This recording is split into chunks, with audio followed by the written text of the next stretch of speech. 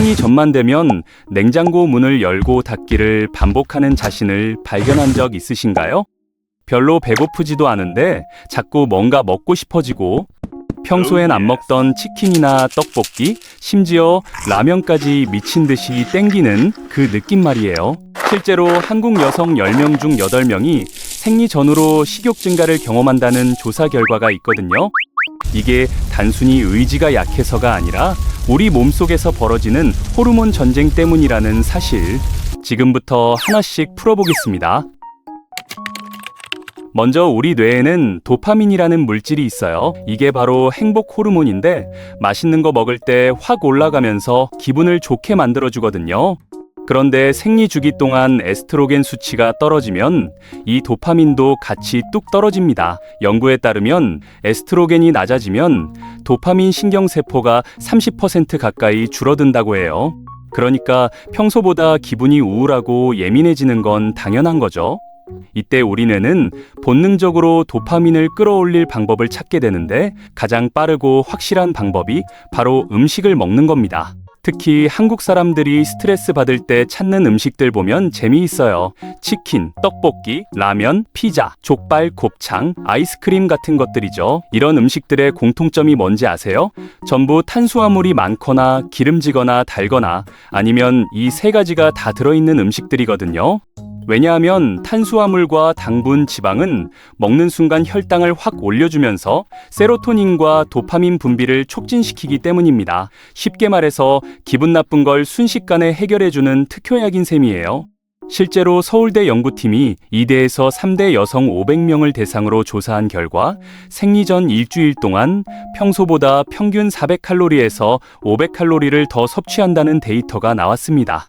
그럼 왜 하필 생리 전일까요? 배란 이후부터 생리 시작 전까지, 그러니까 황책이라고 부르는 이 시기에는 프로게스테론이라는 호르몬이 높아지면서 동시에 에스트로겐이 급격히 떨어져요.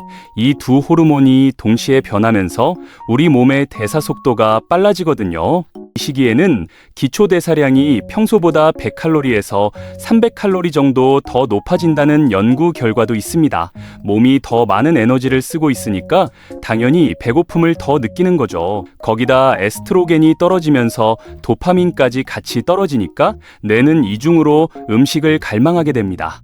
여기서 재미있는 건 사람마다 땡기는 음식이 다르다는 거예요. 어떤 사람은 짜고 매운 떡볶이나 라면이 땡기고, 어떤 사람은 달달한 초콜릿이나 케이크가 땡기거든요. 이것도 다 이유가 있어요. 짠 음식을 찾는 건 생리 전 몸이 수분을 더 많이 저장하려고 하기 때문이고, 단 음식을 찾는 건 떨어진 세로토닌을 빠르게 올리려는 몸의 반응입니다.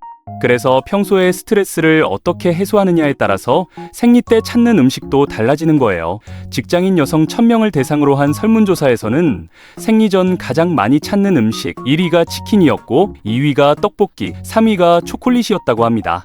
그런데 문제는 이렇게 먹고 싶은 대로 다 먹다 보면 생리 끝나고 체중계 올라갔을 때 충격받는다는 거죠. 실제로 많은 여성들이 생리 주기 동안 1kg에서 2kg 정도 체중이 늘었다가 줄었다가를 반복한다고 해요.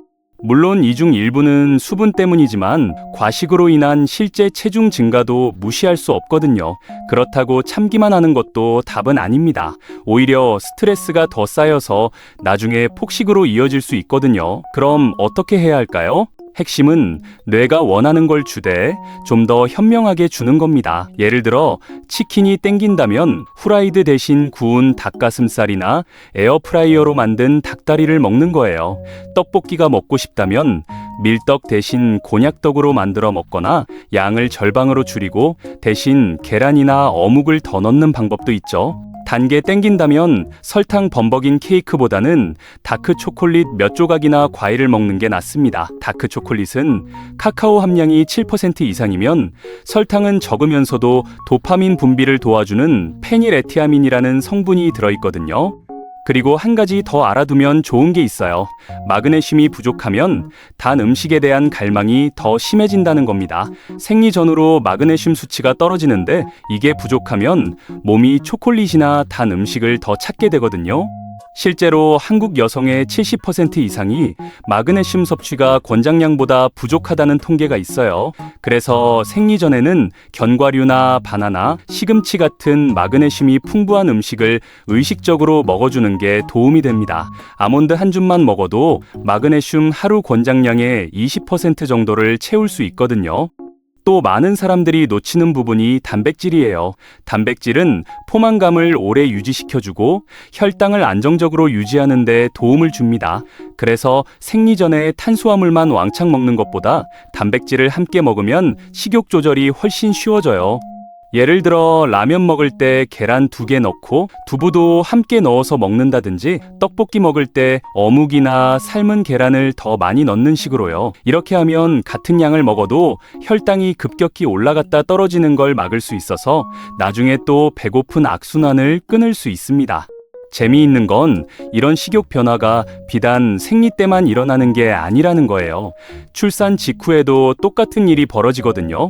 출산 후에는 에스트로겐이 급격히 떨어지면서 도파민도 같이 뚝 떨어지는데, 그래서 산후 우울증이 오는 동시에 식욕도 이상해집니다.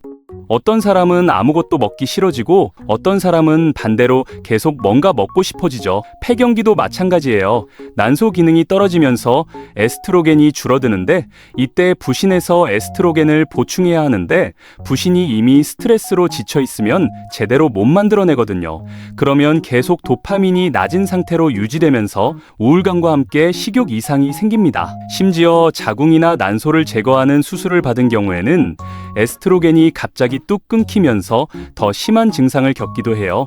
40대 여성 중에서 자궁 적출술을 받은 사람들을 대상으로 조사해보니 수술 후 3개월 이내에 평균 3kg에서 5kg 정도 체중이 증가했다는 결과가 나왔습니다. 이게 단순히 운동을 안 해서가 아니라 호르몬 변화로 인한 식욕 증가와 대사 변화 때문이거든요.